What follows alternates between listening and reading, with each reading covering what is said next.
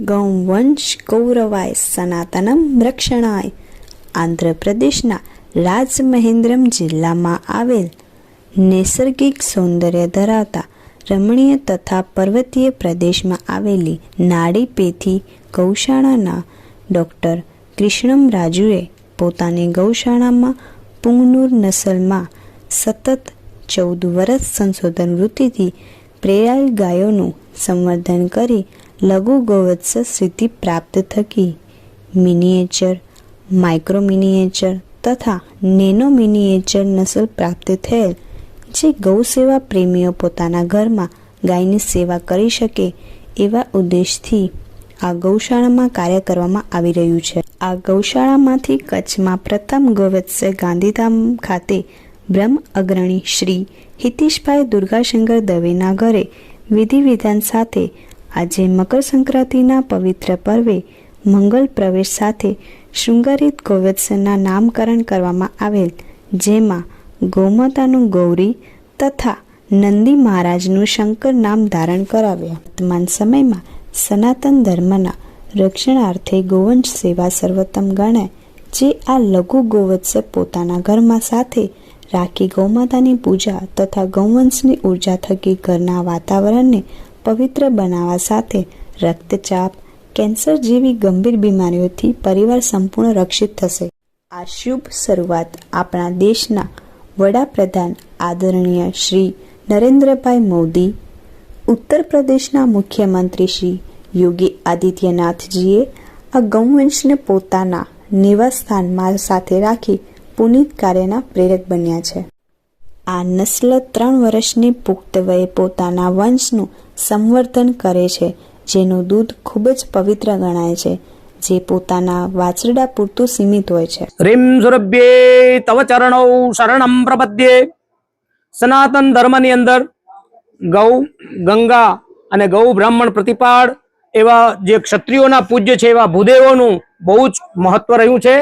અને એમાંય ખાસ કરીને માં ગૌ અને નંદી મહારાજ આજે આપની સમક્ષ છે, જે નું મહત્વ આજે ઉત્તરાયણના દિવસે તો વિશેષ છે કે જે મકર રાશિમાં જ્યારે સૂર્યનારાયણ પ્રવેશ કરે છે એવા આજ પવિત્ર પર્વ ઉપર અમારા આજ હિતેશભાઈ દવેના ઘેર નંદી મહારાજ અને માં ગૌ માતા અહીંયા પધાર્યા છે, અને જેનું વિધિ વિધાનથી પૂજન કરી અને એમનો ગ્રહ પ્રવેશ થયો છે. આજે નામકરણ વિધિ પણ એમનું થશે.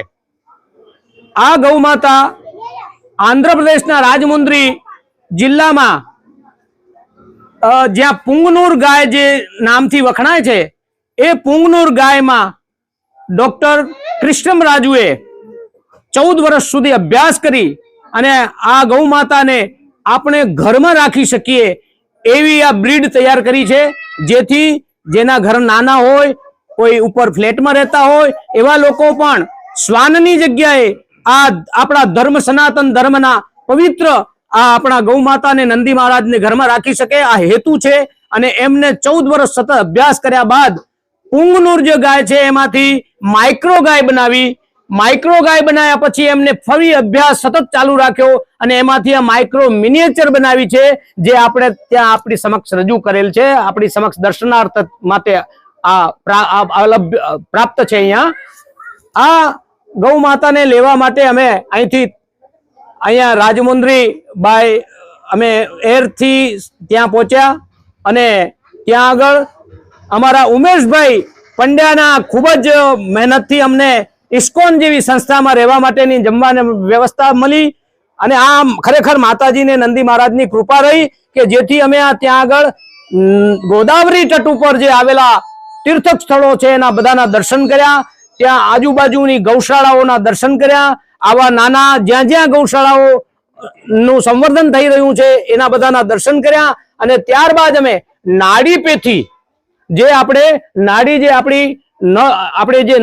નાડી જે તપાસતા હોય છે એવા ડોક્ટર કૃષ્ણમ રાજુ નાડીપથી કરીને ગૌશાળા છે ત્યાં પહોંચ્યા, અને ત્યાં અમે બધી જ ગૌ માતાઓને નાના નાના સ્વરૂપમાં જોઈને આનંદ વિભોર થઈ ગયા. અને પછી અમને કહેવામાં આવ્યું કે તમારે કયા ગૌ માતા અને નંદી મહારાજ લઈ જવા છે.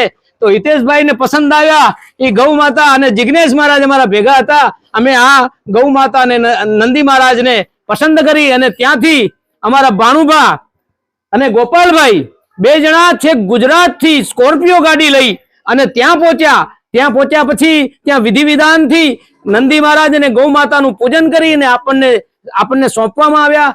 ત્યાંથી સોંપ્યા પછી 3 દિવસ સતત પ્રવાસ કરી અને આ બંને જણા ખૂબ ખંતથી માતાજીની સેવા કરતા કરતા મહારાષ્ટ્ર, ગુજરાત અને પછી અહીંયા ગુજરાતમાં અહીંયા લઈ આવ્યા અને આજે શુભ મુહૂર્તના હિસાબે 2 દિવસ અમે ગાંધીધામમાં મારા ઘરે એમને જે થઈ શકે મેં સેવા પૂજા કરી, આ માતાજીનો શૃંગાર તૈયાર કર્યો અને આજે શુભ દિવસે આજ બધા જ બ્રહ્મ સમાજના વડીલો ડોક્ટર નરેશભાઈ જોશી, રાજેશભાઈ ધારક, યોગેશભાઈ અને અમિતભાઈ, રોહિતભાઈ તેમજ બધા જ આપણા પરિવારના બધા ભેગા થયા, સરસ મજાની પૂજા કરી અને આજે આનંદના દિવસે વધારે ઉલ્લાસથી આનંદ અનુભવી અને આજ માતાજીનું પૂજન કરીને આજે ઘરમાં પ્રવેશ કરાયો છે. બસ આજ આ રીતે બધા જ જો સનાતન ધર્મના માણસો ગૌ અને ગંગા અને બ્રહ્મતેજનું જો સન્માન ને પૂજન કરશે તો આપણો જે સનાતન ધર્મ છે એ અવિરત રહેશે. સનાતન ધર્મનો કોઈ પ્રારંભ નથી ને કોઈ અંત નથી, સનાતન છે. એટલે સનાતન માટે આપણે બધા હિન્દુઓ જાગૃત થઈ અને આ ગૌ માતાની સેવા આપણે અવશ્ય કરવી જોઈએ, જેથી આપણો સનાતન ધર્મ ઉપર મોદીજી અને યોગીજી જે કરી રહ્યા છે એને આપણે સાથ પુરાવીએ અને આપણો સનાતન ધર્મનો ફરીથી ધ્વજ સારો પ્રસરે અને ભારત વર્લ્ડની ગુરુ, ભારત માતા વર્લ્ડમાં ગુરુ તરીકે સ્થાપિત થાય એવા પ્રયત્નો આપણે સર્વે કરવા જોઈએ. અસ્તુ. જય જય ગૌ મૈયા.